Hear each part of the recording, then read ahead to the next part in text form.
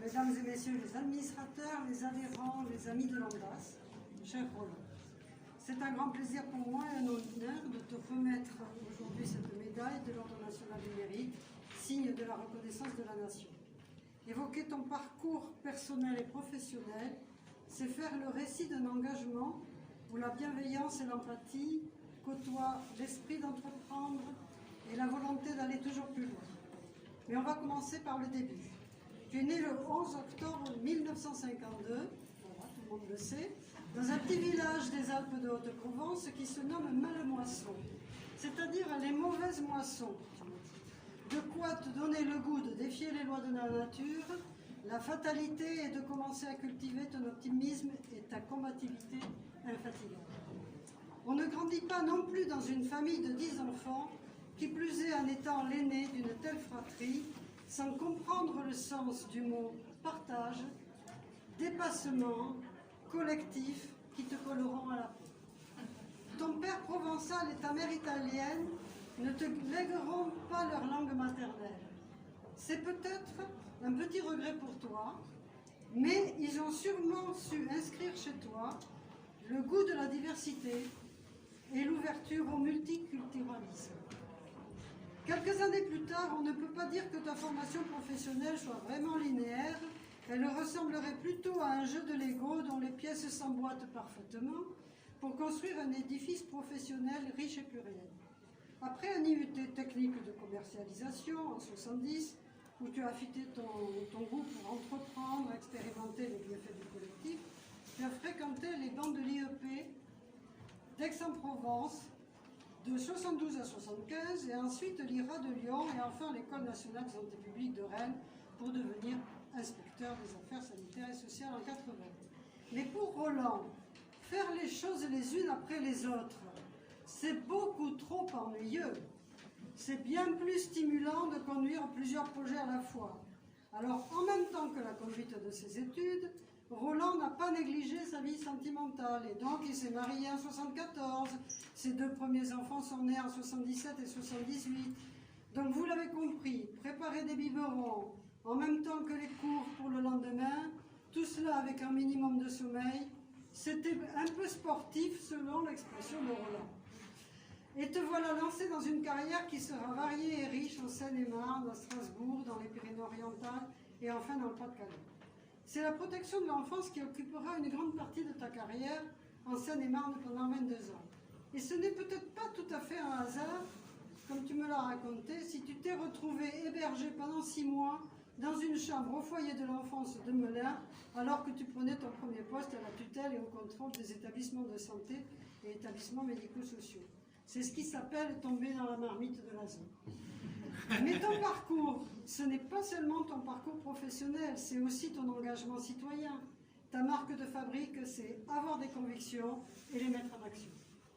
Tu seras élu pendant 12 ans de 83 à 95 en tant que maire adjoint et conseiller communautaire à Nandy, petite commune de Seine-et-Marne, et ton affection pour les élus et pour la ruralité n'ont pas faibli depuis. Tu seras bien sûr un actif adhérent et administrateur de l'ANDAS et notre président de 2012 à 2018.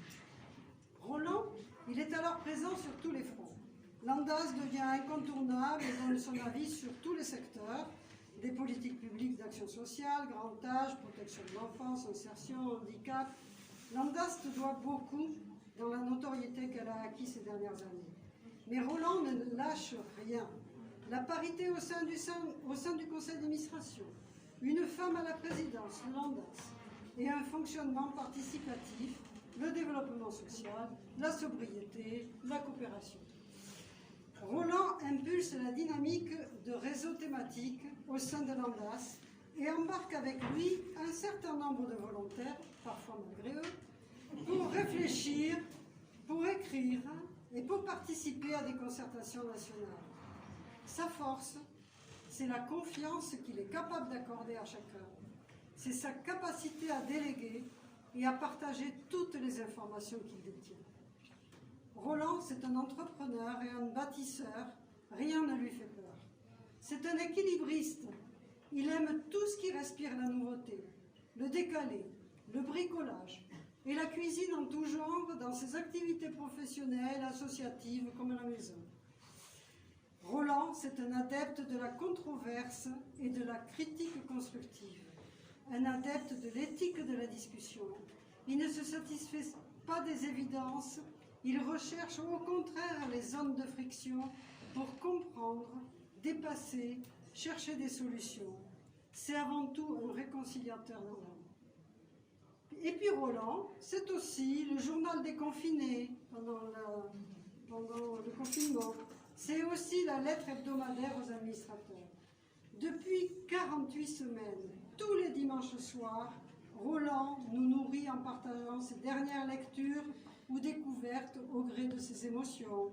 Cette lettre, c'est une pépite à la fois foutraque, sérieuse et décalée, profonde et légère. Vous y trouvez autant l'actualité sociale de la semaine que des pensées d'auteur, qu'une invitation à l'évasion avec la photo d'une fleur ou d'un paysage. Cette lettre décrit tellement bien Roland, ouvert au monde, intéressé par tout et poète à ses heures. Pour notre grand plaisir.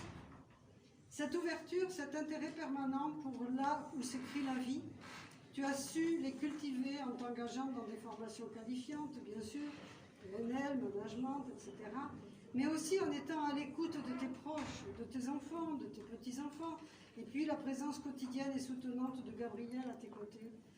Ses compétences en psychologie du travail, sa connaissance du terrain sont aussi une source d'inspiration pour toi. Tes amis éprouvent respect et tendresse pour toi.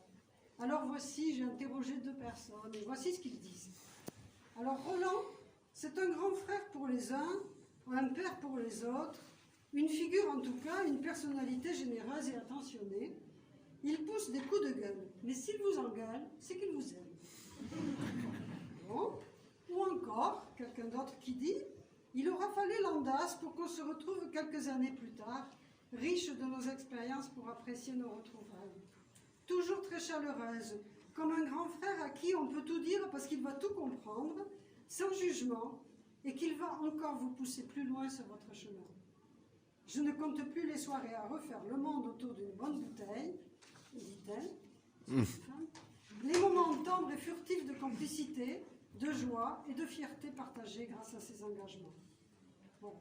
Ce soir, au travers de cette cérémonie et de mes propos, c'est la République qui te témoigne de sa fierté et de sa gratitude pour ton engagement sans relâche au service public, toi, le militant infatigable de la cause sociale.